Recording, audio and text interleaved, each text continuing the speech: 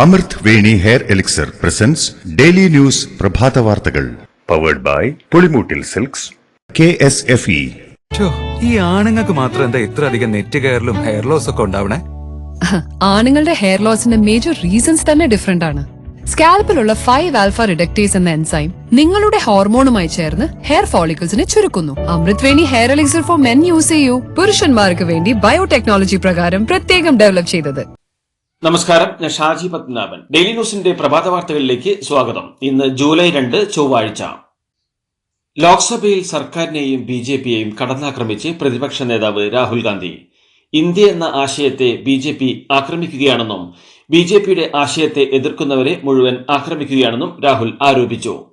ന്യൂനപക്ഷങ്ങൾക്ക് നേരെയുള്ള ആക്രമണങ്ങൾ, അഗ്നിപത്, നീറ്റ്, മണിപ്പൂർ, കർഷക സമരം എന്നീ വിഷയങ്ങളാണ് പ്രധാനമായും രാഹുൽ ലോക്സഭയിൽ ഉയർത്തിയത്. പ്രതിപക്ഷം ആരെയും ഭയപ്പെടുന്നില്ലെന്നും സത്യമാണ് ആയുധമെന്നും രാഹുൽ പറഞ്ഞു. ആരെയും ഭയപ്പെടുന്നില്ലെന്ന സന്ദേശമാണ് ചിത്രം നൽകുന്നതെന്ന് പറഞ്ഞ് ശിവന്റെ ചിത്രം ഉയർത്തിക്കാട്ടിയ രാഹുൽ ഗുരുനാനാക്കിന്റെ ചിത്രവും ഇസ്ലാം മതചിഹ്നവും പ്രദർശിപ്പിച്ചു. രാഹുലിന്റെ പരാമർശങ്ങളെ എതിർത്ത് ഭരണപക്ഷം രംഗത്തെത്തിയതോടെ സഭ പ്രക്ഷുബ്ധമായി. രാഹുൽ ഗാന്ധി പാർലമെന്റിൽ നടത്തിയ പ്രസംഗത്തിലെ ഹിന്ദു പരാമർശത്തിന്റെ പേരിൽ ഭരണപക്ഷ ബഹളം. ഹിന്ദുവെന്ന് അവകാശപ്പെടുന്നവർ വെറുപ്പ് പറയുന്നുവെന്നും നിങ്ങൾ ഹിന്ദുവല്ലെന്നും ഹിന്ദുവിന്റെ പേരിൽ ആക്രമണം നടക്കുന്നുവെന്നുമുള്ള രാഹുൽ ഗാന്ധിയുടെ പരാമർശത്തിന്മേലാണ് ഭരണപക്ഷം ബഹളം വെച്ചത്.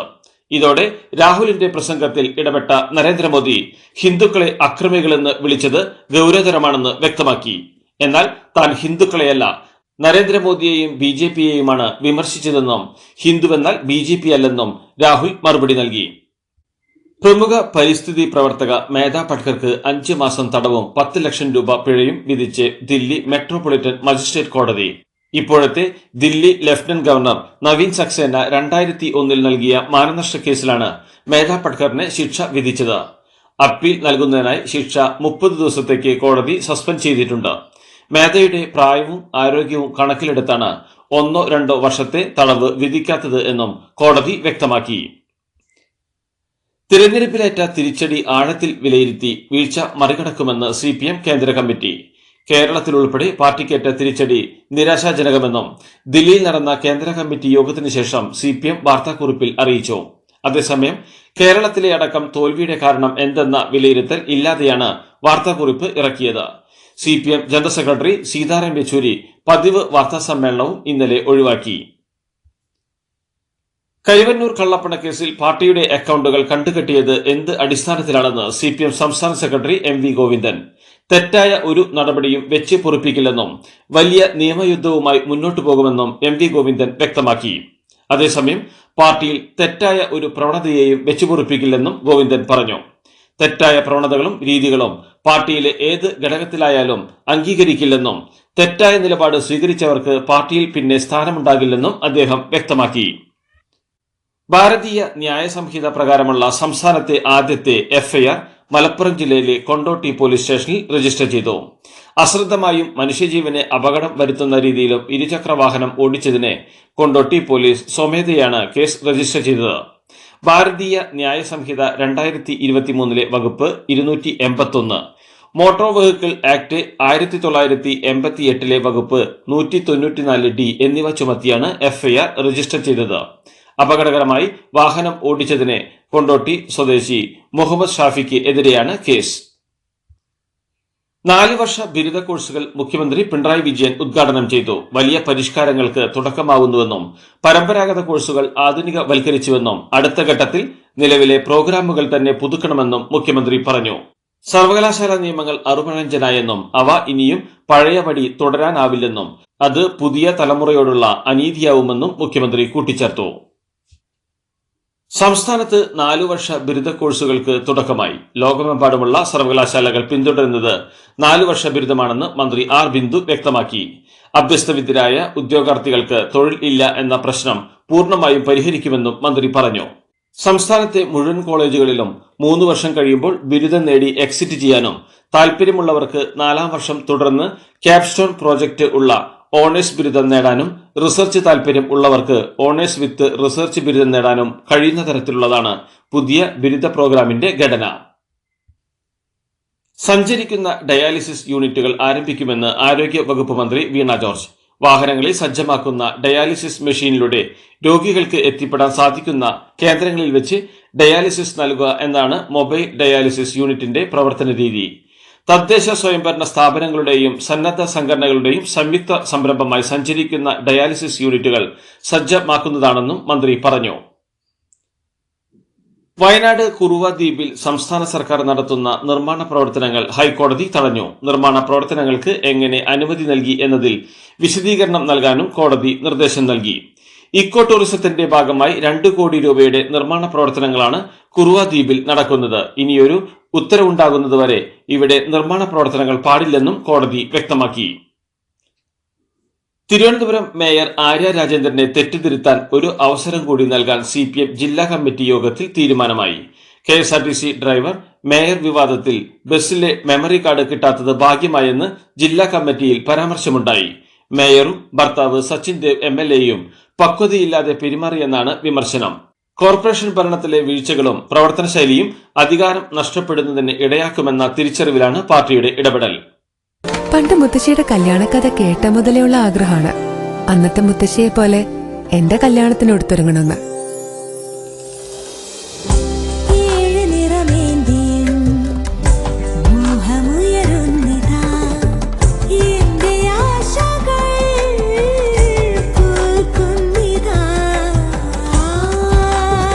ചില ബന്ധങ്ങൾ തുടർന്നുകൊണ്ടേയിരിക്കും. Celebrating 100 years of Pulimoottil silks. Koyilandy Gurudeva കോളേജിൽ SFIക്കാരുടെ മർദ്ദനത്തിൽ പ്രിൻസിപ്പലിന് പരിക്കേറ്റു. ഡിഗ്രി പ്രവേശനവുമായി ബന്ധപ്പെട്ട് ഹെൽപ്പ് ഡെസ്ക് ഇടുന്നതിൽ തർക്കമുണ്ടായതിനെ തുടർന്ന് ഒരു വിഭാഗം SFIക്കാർ എത്തി കൈപിടിച്ച് തിരിക്കുകയും മർദ്ദിക്കുകയും ചെയ്തെന്ന് പ്രിൻസിപ്പൽ സുനിൽകുമാർ ആരോപിച്ചു. പ്രിൻസിപ്പലും കോളേജിലെ ഒരു അധ്യാപകനും കൊയിലാണ്ടി താലൂക്ക് ആശുപത്രിയിൽ ചികിത്സ തേടി. പോലീസിൽ പരാതി നൽകുമെന്നും പ്രിൻസിപ്പൽ അറിയിച്ചു. കൊയിലാണ്ടി ഗുരുദേവ കോളേജിലെ സംഘർഷവുമായി ബന്ധപ്പെട്ട് ഇരു കൂട്ടർക്കുമെതിരെ പോലീസ് കേസെടുത്തു. SFI നേതാവിന്റെ പരാതിയിൽ പ്രിൻസിപ്പലിനും സ്റ്റാഫ് സെക്രട്ടറിക്കും എതിരെ കേസെടുത്ത പോലീസ് പ്രിൻസിപ്പലിനെ ആക്രമിച്ച 20ഓളം SFI പ്രവർത്തകർക്കെതിരെയും കേസ് രജിസ്റ്റർ ചെയ്തു. SFI നേതാവ് അഭിനവിനെ മർദ്ദിച്ചെന്ന പരാതിയിലാണ് പ്രിൻസിപ്പലിനെതിരെ കൊയിലാണ്ടി പോലീസ് കേസെടുത്തത്. നാട്ടിലോ വിദേശത്തോ അച്ഛന്റെ സഹായത്തോടെയോ ഒരു ബിസിനസ്സും ഇല്ലെന്നും പ്രവാസ ജീവിതത്തിൽ നിന്ന് മിച്ചം വെച്ച തുക കൊണ്ടാണ് വീട് നിർമ്മിച്ചതെന്നും CPM നേതാവ് P ജയരാജന്റെ മകൻ ജെയിൻ രാജ്. യൂത്ത് കോൺഗ്രസ് നേതാവ് രാഹുൽ മാങ്കൂട്ടത്തിൽ നടത്തിയ ആരോപണങ്ങൾക്ക് മറുപടിയുമായാണ് ജെയിൻ രാജിന്റെ ഫേസ്ബുക്ക് പോസ്റ്റ്. CPM നേതാവിന്റെ മകനായ തനിക്കെതിരെ ചിലർ നുണകൾ പടച്ചുവിടുകയാണെന്നും കൊട്ടാര സദൃശമായ വീട് ഉണ്ടാക്കിയിട്ടില്ലെന്നും ജെയിൻ രാജ് പറഞ്ഞു. അമ്മയുടെ സ്ഥിര നിക്ഷേപത്തിൽ നിന്നുള്ള വായ്പയും അച്ഛന്റെ MLA പെൻഷനിൽ നിന്നുള്ള തുകയും വീട് നിർമ്മാണത്തിന് ഉപയോഗിച്ചിട്ടുണ്ടെന്നും ജെയിൻ രാജ് വ്യക്തമാക്കി. അതേസമയം കൊട്ടേഷൻ സംഘത്തിലെ ആരുടെയും പിന്തുണ ഫേസ്ബുക്ക് പോസ്റ്റിന് വേണ്ടെന്നും ജെയിൻ വ്യക്തമാക്കിയിട്ടുണ്ട്. ജൂലൈ മാസത്തിൽ കൂടുതൽ മഴയ്ക്ക് സാധ്യതയെന്ന് റിപ്പോർട്ടുകൾ. കേന്ദ്ര കാലാവസ്ഥാ വകുപ്പിന്റെ പ്രവചന പ്രകാരം ജൂലൈ മാസത്തിൽ കേരളത്തിൽ സാധാരണ ഈ കാലയളവിൽ ലഭിക്കുന്ന മഴയേക്കാൾ കൂടുതൽ ലഭിക്കാനാണ് സാധ്യത. രാജ്യത്ത് പൊതുവെയും ജൂലൈ മാസത്തിൽ സാധാരണ കൂടുതൽ മഴ സാധ്യതയാണുള്ളത്. കരുവന്നൂരിൽ ED അക്കൗണ്ടുകൾ മരവിപ്പിച്ചതും സ്ഥലം കണ്ടുകെട്ടിയതും സംബന്ധിച്ച് CPM വാർത്താക്കുറിപ്പ്. പുറത്തുശ്ശേരി ലോക്കൽ കമ്മിറ്റി ഓഫീസിനായി വാങ്ങിയ 4.66 സെന്റ് സ്ഥലവും വർഷങ്ങൾ പഴക്കമുള്ള 2 സ്ഥിര നിക്ഷേപങ്ങളും മരവിപ്പിച്ചെന്ന് CPM തൃശൂർ ജില്ലാ സെക്രട്ടേറിയറ്റ് വാർത്താക്കുറിപ്പിലൂടെ അറിയിച്ചു. ED നടപടിയിൽ ഇതാദ്യമായാണ് CPMന്റെ ഭാഗത്തുനിന്ന് പ്രതികരണം വരുന്നത്. വിവാദ പരാമർശവുമായി CPM സംസ്ഥാന സെക്രട്ടേറിയറ്റ് അംഗം M സ്വരാജ്.